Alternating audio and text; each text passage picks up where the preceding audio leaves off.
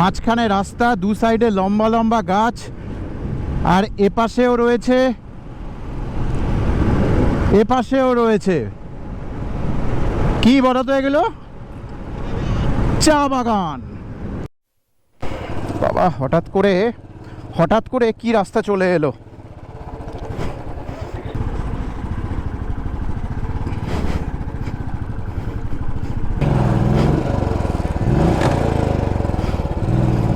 আটকে গেছে। Good morning from Dhupguri. তোমরা জানো ভালো মতন কালকে প্রায় 625 কিলোমিটার আমরা বাইক নিয়ে রাইড করে কলকাতা থেকে ধূপগুড়ি এসে পৌঁছেছি। প্রথমে প্ল্যানিং ছিল যে আমরা জলপাইগুড়ি গিয়ে থাকবো, মানে কলকাতা থেকে জলপাইগুড়ি অবধি আসবো। 590 কিলোমিটার মতন ছিল। তো আমরা সেটা ঠিকঠাক যখন দেখছি যে টাইমের মধ্যে হয়ে যাচ্ছে, তখন কিন্তু আমরা প্ল্যানটা একটু চেঞ্জ করে আরেকটু সামনের দিকে এগিয়ে গেছি ধূপগুড়ি অবধি, যাতে আরও 35 কিলোমিটার আমরা এগিয়ে থাকি। তো কালকে এই ধূপগুড়িতে আমরা বিভা লজে ছিলাম। বিভা লজে 1200 টাকা রেন্ট নিয়েছে, তোমাদেরকে তখন দেখিয়েওছি, রুমের পুরো ডিটেলসও দেখিয়েছি। তো খুব ভালো, ঠিকঠাক ছিল, খাবার দাবার ঠিকঠাক ছিল। রাতে রুটি আর তরকারি খেয়েছি বলে আর সেটাকে আর ভিডিওতে দেখালাম না। তো খেয়ে দিয়ে আমরা মোটামুটি 10টার মধ্যে সবাই মিন্স আমি আর বিট্টু ঘুমিয়ে পড়েছি এই জন্য যাতে সকালবেলা আমরা আর্লি মর্নিংয়ে স্টার্ট করতে পারি। আমাদের প্ল্যানিং ছিল 6টার সময় বেরোনোর, আর এখন ঘড়িতে বাজে 6:45। তো আর 15 মিনিট বাকি রয়েছে, আমরা কিন্তু এখনই বেরিয়ে যাব। আমাদের বাইক কিন্তু অলরেডি প্যাকড আপ হয়ে গেছে, পুরো প্যাকিং ডান। আমরা শুধুমাত্র এই ভিডিওটা শ্যুট করেই তারপরে কিন্তু বেরিয়ে যাব নেক্সট ডেস্টিনেশনের উদ্দেশ্যে। আমাদের নেক্সট ডেস্টিনেশন হলো ভৈরবকুণ্ড একদম কিন্তু আসাম এবং অরুণাচলের বর্ডার। ওখান থেকেই কিন্তু পারমিট হয় অরুণাচলে যাওয়ার জন্য। ওখান থেকে আই থিঙ্ক ভুটানেরও পারমিট তৈরি হয় সকালবেলা। তো আজকে আমরা ভৈরবকুণ্ড অবধি যাব। যে এখান থেকে মানে আমরা যে ধূপগুড়িতে রয়েছি, ধূপগুড়ি থেকে ভৈরবকুণ্ডের ডিস্টেন্স রয়েছে 385 কিলোমিটার। 385 কিলোমিটার যেতে অ্যাপ্রক্স দেখাচ্ছে 8 থেকে 8.5 ঘন্টা মতন টাইম লাগবে। তবে আমরা 10 ঘন্টা মতন টাইম ধরে রেখেছি, মানে অন অ্যান অ্যাভারেজ ধরে রাখো 4টে থেকে 5টার মধ্যে কিন্তু আমরা ভৈরবকুণ্ডতে কিন্তু পৌঁছে যাব। তো দেখা যাক আমরা ঠিক কটায় পৌঁছোই এবং রাস্তায় কি সিচুয়েশান থাকে, কি স্টেটাস রয়েছে, তার সমস্ত কিছু দেখাবো মোটো ব্লগিং সেটআপে।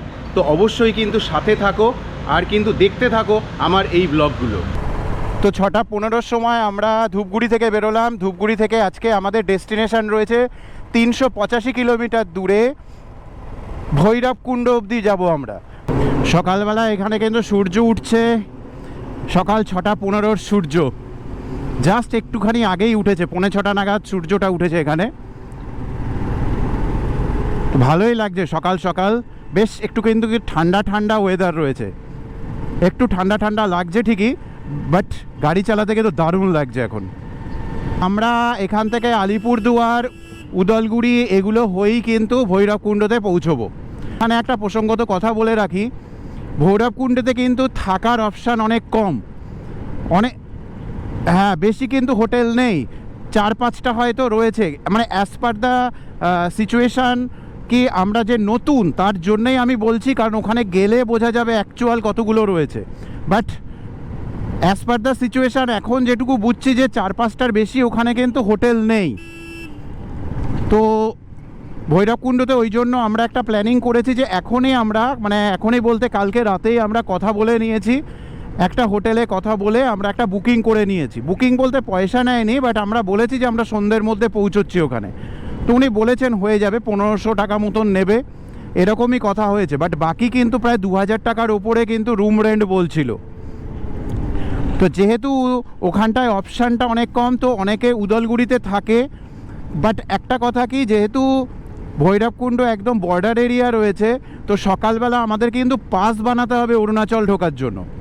যেহেতু অরুণাচল ঢোকার জন্য পাস বানাতে হবে, তো সকাল সকাল বেরিয়ে ফার্স্ট মর্নিংয়েই যদি পাসটা বানিয়ে নেওয়া যায়, দেন নেক্সট দিনের আমাদের জার্নিটা কিন্তু খুব তাড়াতাড়ি হবে এবং পাহাড়ি অঞ্চলে যেহেতু হবে, তো আমরা সেফলি যেতে পারবো। যত সকাল সকাল বেরিয়ে যাওয়া যায় তত বেটার। তো সেই হিসেবেই কিন্তু আমরা আজকে ভৈরবকুণ্ডতে থাকবো। তাছাড়া কিন্তু অনেকে উদলগুড়িতে গিয়ে থাকে, উদলগুড়িতে প্রচুর অপশান রয়েছে থাকার, তো সেই বুঝে তোমরা কিন্তু প্ল্যানিং করো।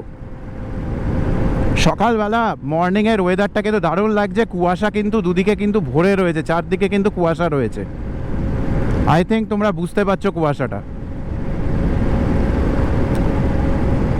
চলো সামনে গিয়ে দেখা হচ্ছে আবার। সামনে রয়েছে ফালাকাটা মোড়, এখান থেকে আমাদেরকে নিতে হবে রাইট টার্ন। রাইট টার্ন নিয়ে আমরা এতক্ষণ ছিলাম NH-27-এ, but as per the Google map এবার আমরা পড়ব NH-17।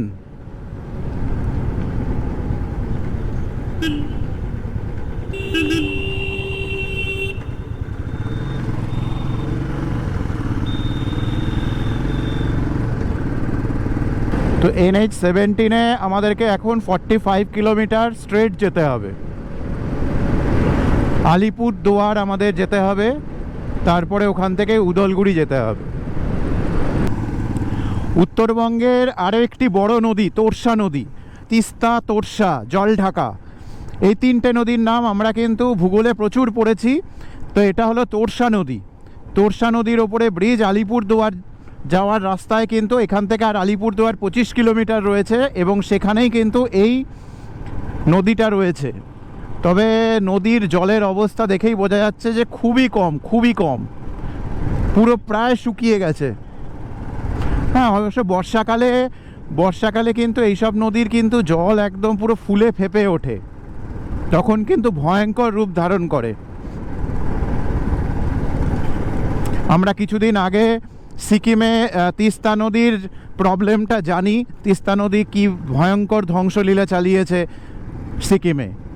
তো এরকমই তিস্তা, তোর্ষা, জলঢাকা এগুলো কিন্তু জেনারেলি বর্ষায় পুষ্ট নদী, কারণ পাহাড়ে যখন প্রচুর বৃষ্টি হয় এই নদীগুলো দিয়ে প্রচুর জল বয়ে যায় এবং দু সাইডে কিন্তু ভাঙচুরও করে অনেক।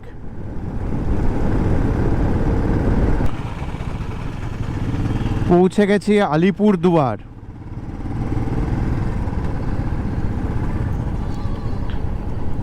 এটা হলো আলিপুরদুয়ার স্টেশন রোড। আমরা অ্যাকচুয়ালি ভেতরের রাস্তাটা দিয়ে আসছি ধূপগুড়ি থেকে। এতে সুবিধা এটাই হয়েছে, আলিপুরদুয়ারে আসতে গিয়ে আমাদের প্রায় 25 কিলোমিটার মতন কম আসতে হলো। তবে প্রসঙ্গত বলে রাখি, যেহেতু শর্টকাট রুট, যে কোনো জায়গায় শর্টকাট রুট কিন্তু একটু প্রবলেমেটিক হয়। এখানেও ঠিক তাই, রাস্তায় কাজ চলছে, তো রাস্তা কিন্তু খুব একটা ভালো ছিল না, ভাঙাচোরা প্রচুর পেয়েছি, প্রচুর উপর নিচ ছিল এবং মানে গাড্ডায় পুরো ভরা ছিল। তো যাই হোক, আপাতত আমরা আলিপুরদুয়ার পৌঁছে গেছি। এবার এখান থেকে উদলগুড়ি, তারপরে সেখান থেকে আজকে আমাদের ডেস্টিনেশন। এই হলো প্ল্যানিং।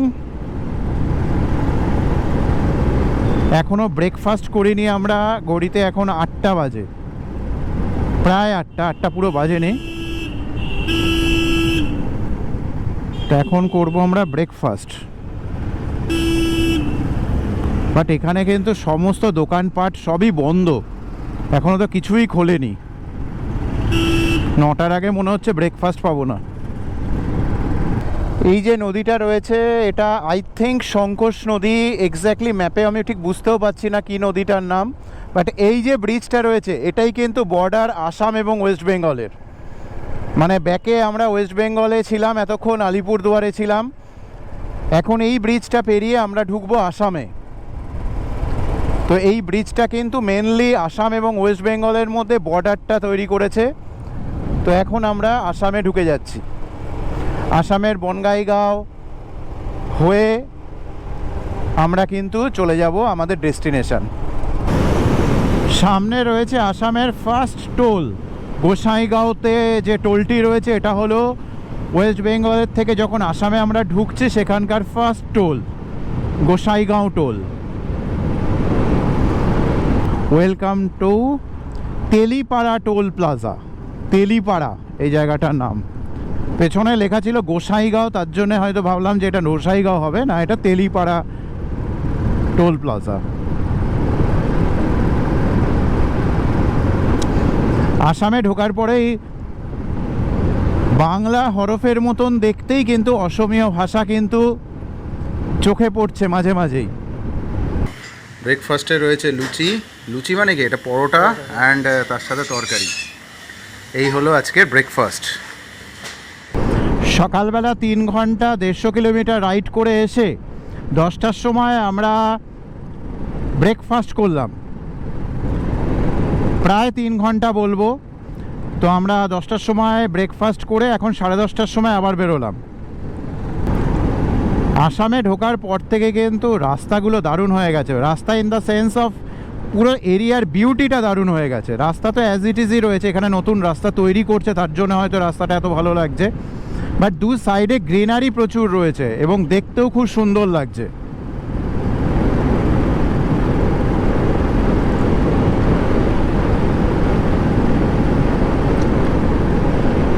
আসামের কিন্তু লেফট সাইডে এদিকটায় রয়েছে ভুটান।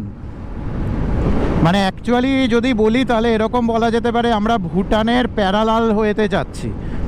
কারণ ভুটানও যেরকম লম্বা লাইন আমাদের আসামের সাথে বর্ডার শেয়ার করেছে, ঠিক সেরকম আমরা লম্বা লাইনে কিন্তু ঠিক বর্ডারের প্যারালাল হয়েই কিন্তু এই রাস্তাটা যাচ্ছে। অবভিয়াসলি আসামের বর্ডার মানে আসাম এবং ভুটানের বর্ডার একদম পাশেই নয়, একটু সামান্য কিছুটা ডিস্টেন্স রয়েছে এখান থেকে।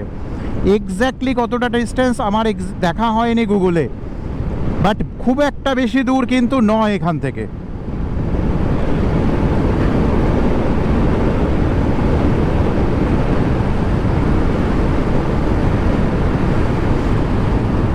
পাশের ভিউ কিন্তু খুব সুন্দর, মানে বেশ ভালো লাগছে চারদিকটা দেখতে। টেম্পারেচার অ্যাপ্রক্স এখন ওই 28 মতন চলছে, যা দেখাচ্ছে তাতে কিন্তু টেম্পারেচার আরও বাড়বে, 35 মতন যাবে। দুপুরের দিকটা যে খুব কষ্ট হতে চলেছে সেটা কিন্তু এখনই আঁচ করা যাচ্ছে। দেখা যাক, যেরকম সিচুয়েশান হোক আমাদের তো এগিয়ে যেতেই হবে। চলো সামনে গিয়ে দেখা হচ্ছে। আজকে ভৈরবকুণ্ডে যেতে যেতে কিন্তু জীবন বেরিয়ে যাচ্ছে। একেতে এতটা গরম, তার মধ্যে প্রচুর ডাইভারশন, প্রচুর। এদিকে কিন্তু ফ্লাইওভারের কাজ চলছে, তার জন্য কিন্তু হিউজ ডাইভারশন। এখানে একটা জিনিস দেখলাম যে ইয়াজদির বাইক কিন্তু প্রচুর দেখা যাচ্ছে, প্রচুর। এটা নিয়ে আমি 4 নম্বর ইয়াজদির বাইক দেখছি। এটা যেটা হিমালয়ান সেম দেখতে। সামনে রয়েছে মানস নদী। নামটা কি মানস সরোবর থেকে এসছে হতে পারে মেবি। তো এই মানস নদী পার করবো এখন আমরা। এখানে ব্রিজের সামনেটা লেখা আই।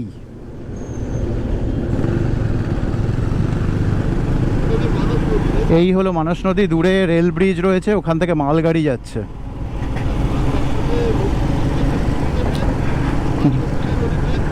নদীর এপাশটা কিন্তু চর পড়ে গেছে এবং সেখানে কিন্তু চাষ হচ্ছে পুরো, কিন্তু চারদিকটা কিন্তু পুরো চর পড়ে গেছে। আমাদের কলকাতায় 104 বা 105 করে পেট্রোল চলছে, বাট এখানে রয়েছে 96.2।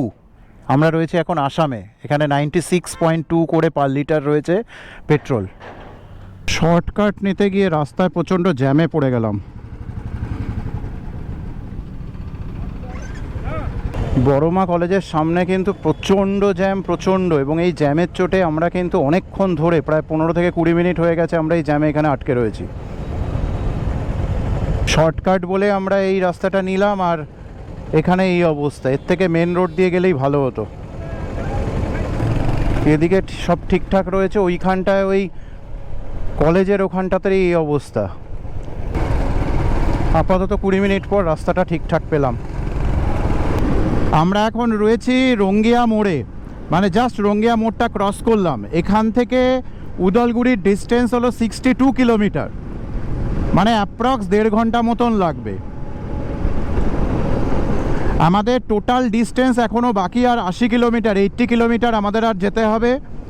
মানে ওই 2 ঘন্টার মধ্যে কিন্তু আমরা আমাদের ডেস্টিনেশন পৌঁছে যাব। ভৈরবকুণ্ড থেকে যখন প্রায় 70 কিলোমিটার ডিস্টেন্সে রয়েছি, মানে 70 কিলোমিটার আর দূরে রয়েছি, তখন কিন্তু চারপাশের ভিউটা দেখো। মাঝখানে রাস্তা, দু সাইডে লম্বা লম্বা গাছ, আর এপাশেও রয়েছে কি বলো তো এগুলো, চা বাগান। পুরো পরপর কিন্তু দু সাইডে কিন্তু পুরো কিলোমিটারের উপর দূর অবধি পুরো চা বাগানে ভর্তি। রাস্তার দুপাশে শাল গাছ আর চা বাগান, আর মাঝখান দিয়ে রাস্তা।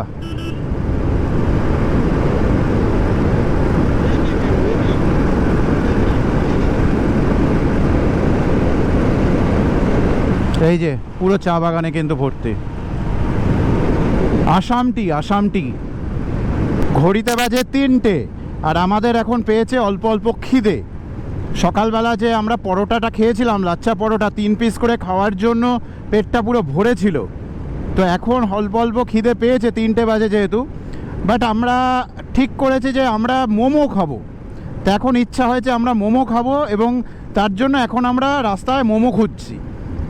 1 কিলোমিটার জুড়ে আমরা মোমো খুঁজে আসলাম, কিন্তু এখনও পাইনি। সামনে আবার খুঁজবো, বাট আজকে মোমোই খাবো এরকম একটা ঠিক করে রেখেছি। দেখা যাক, সামনে গিয়ে যদি মোমো পাই তাহলে বলবো। তোমরাও প্রে করো যাতে সামনে আমি মোমো পেয়ে যাই। অবশেষে 2 কিলোমিটার ধরে খোঁজাখুঁজি করার পরে আমরা পেলাম আজকের লাঞ্চ মোমো। এখানে একটু স্যুপ, আর এখানে একটা ঝাল চাটনি, তার সাথে একটুখানি সস, হ্যাঁ টমেটো সস, তোমার সেজওয়ান সস। হ্যাঁ। তো এই হলো আজকের লাঞ্চ, মোমো। ভৈরবকুণ্ড থেকে যখন আর 45 কিলোমিটার দূরে, তখন আমরা করলাম লাঞ্চ। দেখলেই তোমরা যে প্রায় 2 কিলোমিটার ধরে খুঁজে খুঁজে লাস্টে আমরা মোমো পেলাম। মোমোটাই খুঁজছিলাম, ইচ্ছাও করছিল যে মোমো খাবো আজকে লাঞ্চে। তো চিকেন মোমো আমরা পেয়েছি, 50 টাকা করে নিল পার প্লেট, তার সাথে একটা করে মিষ্টি খেলাম। তো এই ছিল আজকে আমাদের লাঞ্চ। এখন আর আমাদের 45 কিলোমিটারস যেতে হবে, যেহেতু এটা ইন্ডিয়ার পুরো ইস্টের দিকে। এদিকটা জেনারেলি একটু তাড়াতাড়ি সন্ধে হয় রাদার দ্যান বোম্বে বা লাদাখের ওদিকটা। তো আমরা তার জন্য প্ল্যানিং করেই রেখেছিলাম যে 5টার মধ্যে ঢুকে যাব। তো সেই হিসেবে 5টা থেকে 5:30টার মধ্যে আমরা ঢুকে যাব। আর এদিকে রাস্তাটা কিন্তু খুবই সুন্দর একটা রাস্তা, দারুণ রাস্তা, এবং বাদিক ও ডান দিক দুদিকেই কিন্তু চা বাগানে পুরো ভরা। দারুণ একটা জিনিস, সুন্দর লাগছে দেখতে। কিন্তু আশা করি তোমরা দেখতেও পাচ্ছ। এই জিনিসগুলো দেখার জন্যই কিন্তু এতটা দূর, এতটা কষ্ট করে আসা। এখন যেহেতু 3টে বেজে গেছে, তো তার জন্য 3টে বেজে গেছে কি প্রায় 4টে বেজে গেছে, তো তার জন্য রোদের তেজটা একদম নেই বললেই চলে। আর রোদটা পুরো রয়েছে আমার ব্যাক সাইডে, তো তার জন্য অতটা কোনো কষ্ট বা প্রবলেম সেরকম কিছু হচ্ছে না। সামনেই রয়েছে উদলগুড়ি, তো উদলগুড়িতে পৌঁছবো, তারপরে ওখান থেকে ভৈরবকুণ্ড। এই হলো আর 45 কিলোমিটার্সের জার্নি। বাপরে বাপ, এ তো যাতা অবস্থা। এইরকম বাজে অবস্থা কেন রাস্তার?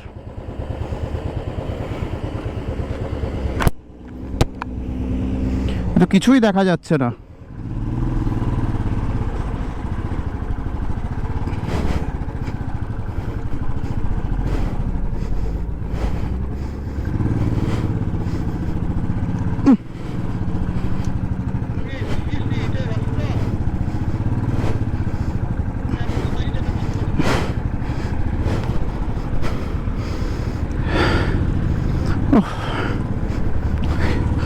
কি অবস্থা! আরেকটু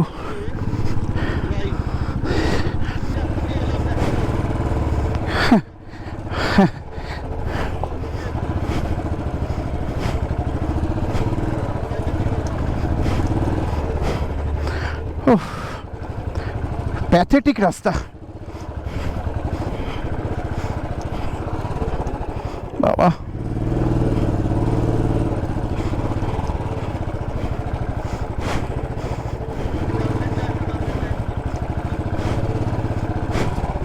ভাই তো পুরো ঢুকে যাচ্ছি রে।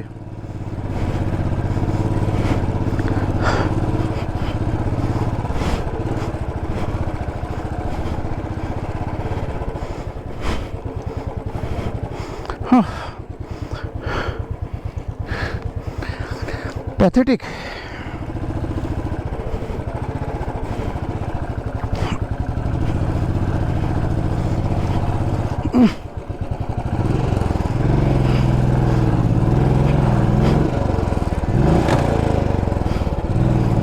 আটকে গেছে।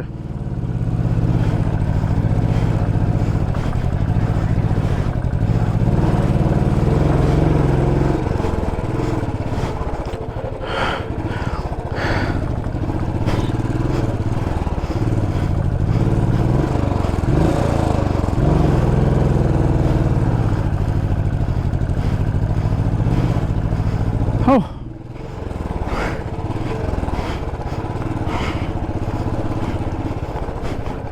এটা কি ছিল?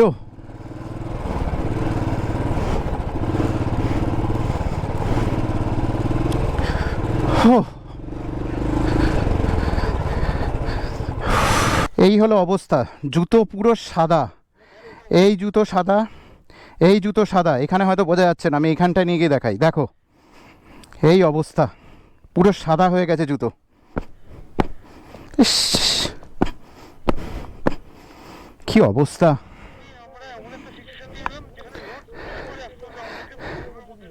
তো বিট্টু, তোমার এক্সপিরিয়েন্স কি, এই অবস্থার এক্সপিরিয়েন্স কি? লাইফে ফার্স্ট টাইম আমি এক্সপেরিয়েন্স করলাম যেখানে পুরো বাইক ঢুকে গেছে। কি অবস্থা! প্রমাণ, প্রচুর প্রমাণ ওখানে বাইক ঢুকে গেছে। এই দেখো অল থিঙ্কিং এরিয়া দিয়ে কি অবস্থা! খতরনাক অবস্থা। চেনটা তো পুরো সাদা হয়ে গেছে, এসব জায়গাগুলো পুরো সাদা হয়ে গেছে, ব্যাগ ফ্যাগ পুরো সাদা। হ্যাঁ, আমার কাছে ব্রাশ আছে, পরিষ্কার হয়ে যাবে চেন।